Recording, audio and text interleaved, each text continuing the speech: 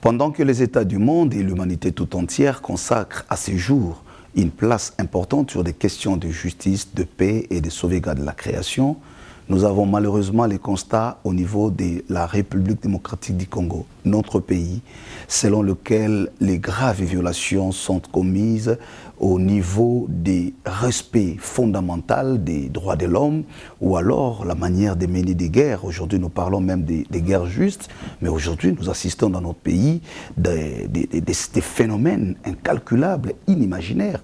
Vous allez vous rendre compte que c'est depuis près de 1993 que l'on a commencé à identifier ces genres de crises, voire les rapports mapping qui présentent près de 617 incidents susceptibles d'être qualifiés des crimes contre l'humanité et des crimes de guerre.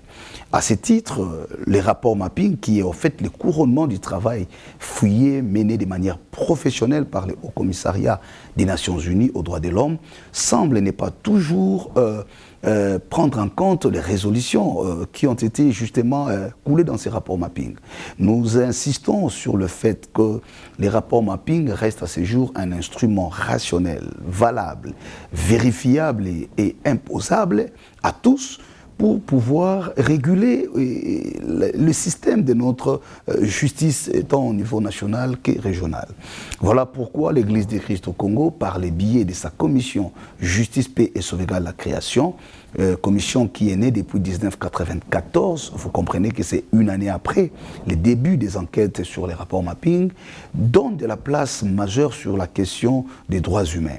Et donc nous avons mené ces combats depuis beaucoup d'années, beaucoup de décennies, pour dénoncer, pour interpeller l'autorité politico-administrative de notre pays sur ces questions et même mener des plaidoyers de haut niveau auprès des institutions ou des instances qui ont compétence en la matière. Fort malheureusement, notre écho jusqu'à ce jour est resté sans appel. Pourquoi nous le disons? Parce que ça fait près de 2 décennies aujourd'hui que la mission des Nations Unies est sur notre sol, donc la MONUSCO, mais nous continuons à enregistrer à Beni, Butembo, Ituri et partout des violations graves, plus qu'on les a vécues du temps de la colonisation ou même du temps de l'esclavage. On a des morts, on a des familles déracinées, on a des femmes violées de manière beaucoup plus barbare. Nous en appelons aujourd'hui à la conscience collective d'une part, mais aussi à la solidarité universelle d'autre part.